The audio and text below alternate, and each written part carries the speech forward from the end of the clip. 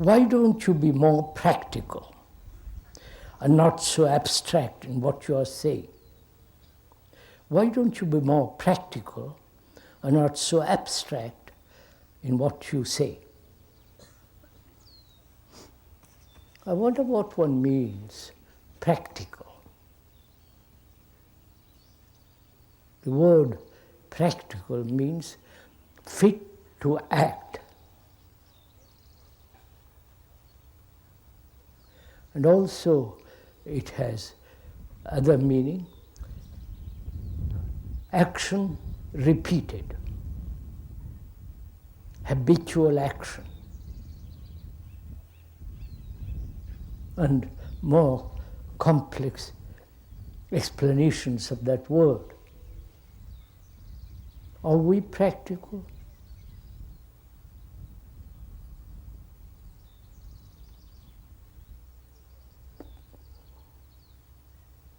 When there are wars going on,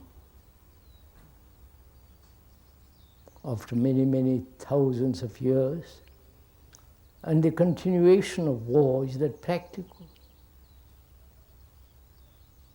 Or it is a habitual performance.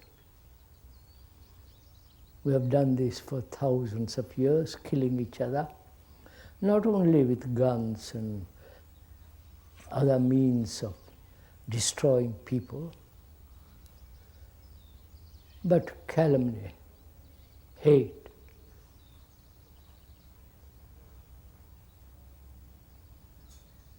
All the violent things that are going on in the world, is all that practical? Or we are so used to that kind of way of living, and we accept that as to be most practical. And the questioner says, why don't you be more practical and not so beastly abstract? The word abstraction means to divide, to separate, to draw away from the fact,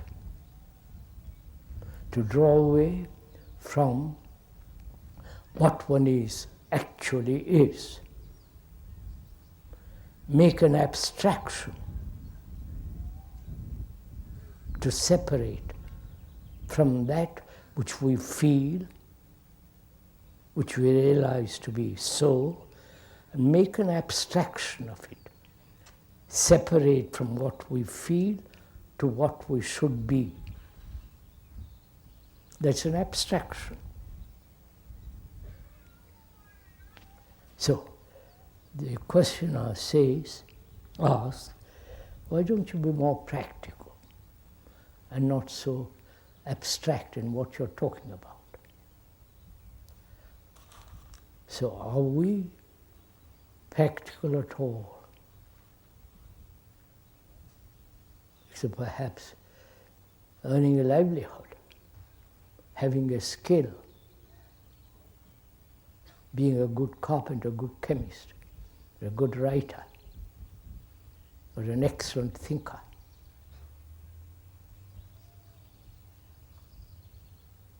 But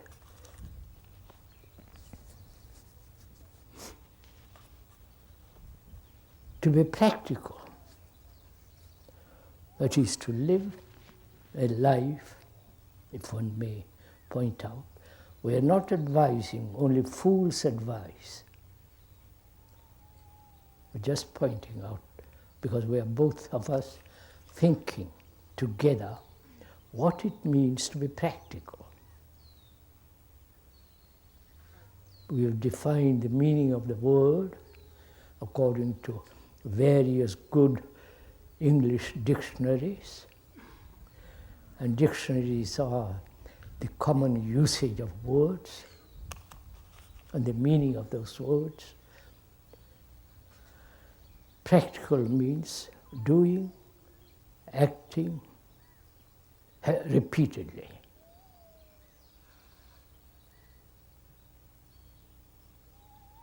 Thinking, hating, calumny, all that.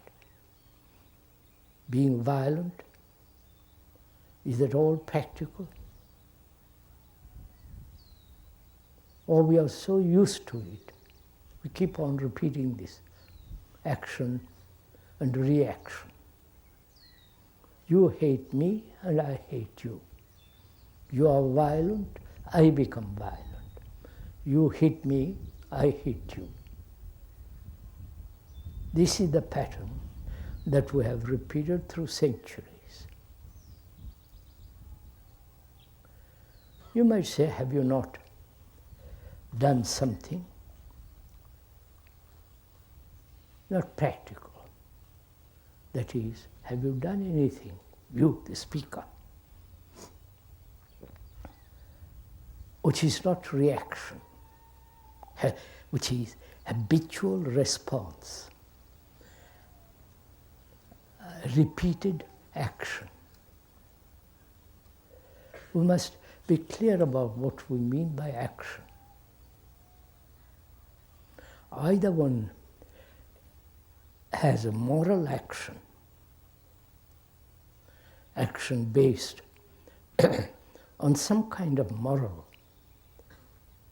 values, moral, aesthetic perception, and if one does something, if another does something which is not correct, which is not immoral, which is not moral, then you have a certain relationship to act, certain responsibility to act.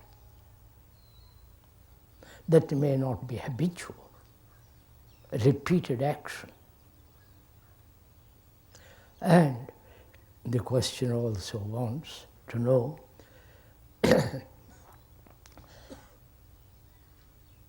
why are you so talking abstract, in abstraction? Are we?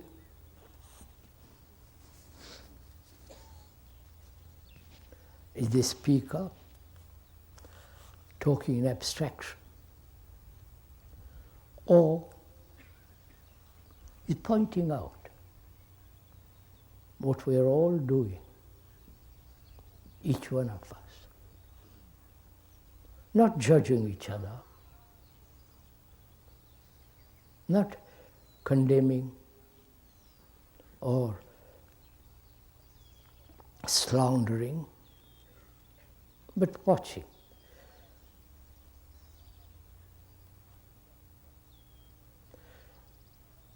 In that watching oneself and others, if there is not that quality of silence, then that watching, from that watching, you can make an abstraction from the what actually is, separate it into an idea. The original meaning of the word idea and ideals, the Greek meaning and so on, to observe. Idea means to observe. Not make an abstraction of what you observe. I observe the tree, a thing called tree, and I make an abstraction of it, separate it from my perception from that, make an idea of it. And so, the actuality of the tree and the idea of a tree are two different things. Suppose I am afraid. That is an actuality. Fear is an actuality. But the abstraction of that, which is to separate from the fact into I should not be afraid, is an abstraction. Or I must cultivate courage. That's an abstraction of the fact that I am afraid. So the idea which we now accept is something separate from the fact. Right?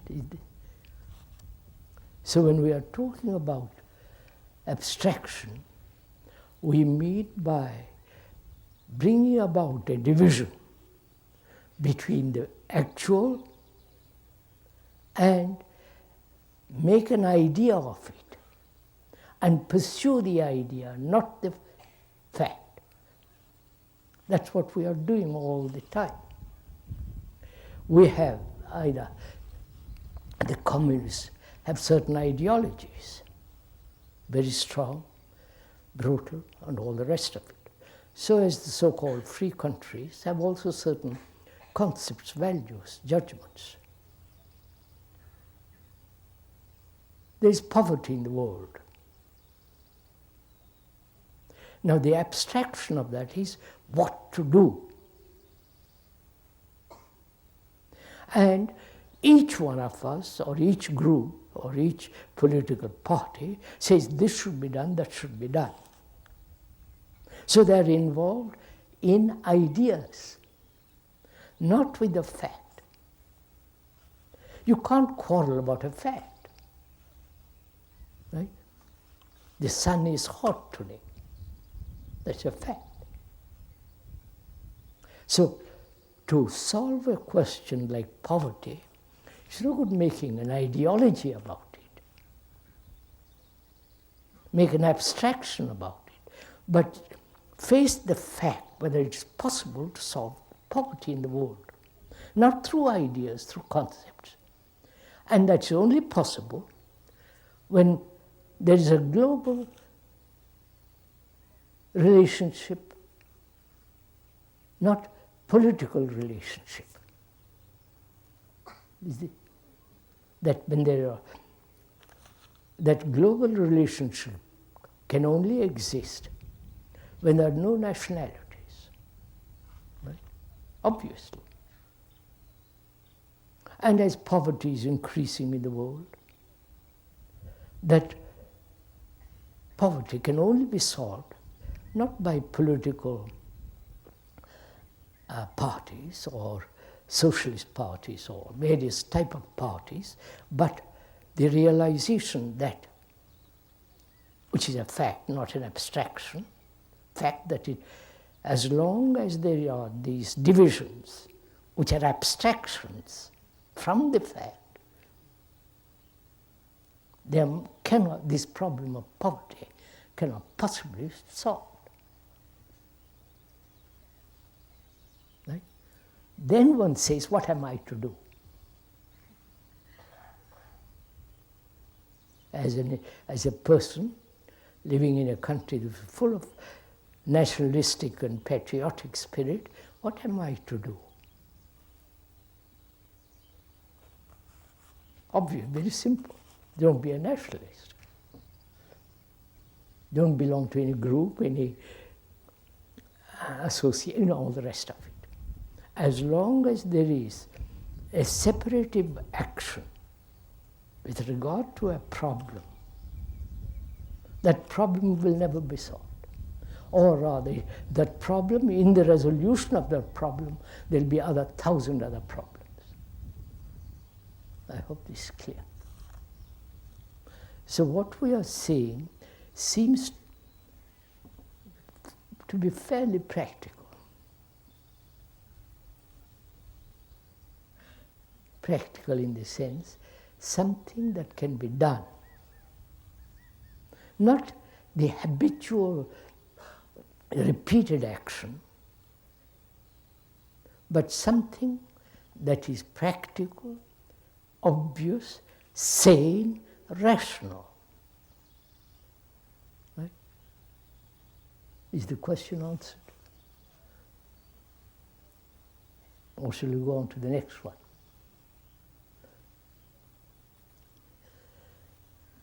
Americans are supposed to be very practical people.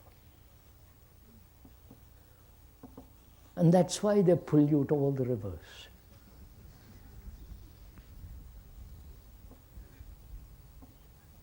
Pollute the air, destroy the forests, all the marvelous animals of the world. That's all very practical people. Killing baby seals, that's what's happening. And we never question why human beings kill.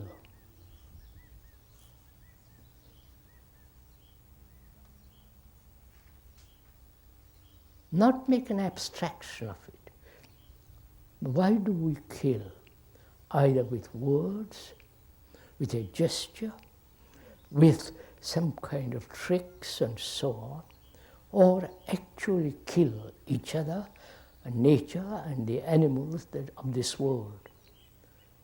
Why has killing become a pattern of our life?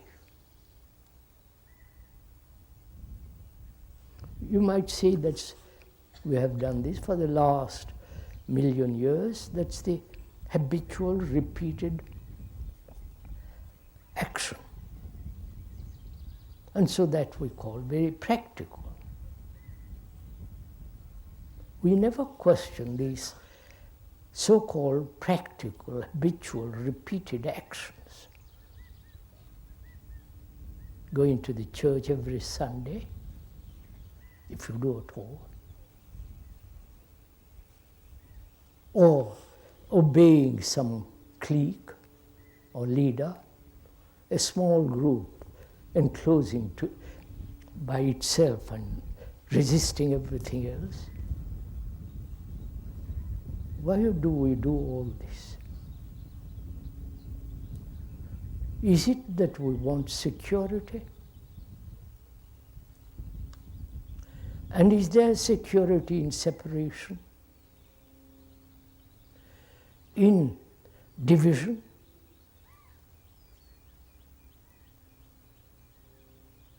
There's a marvelous example of what's going on in Beirut, or the Israelis and the Arabs.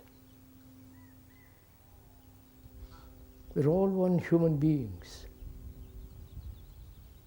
And we have separated ourselves into races, religions, and keep to that pattern,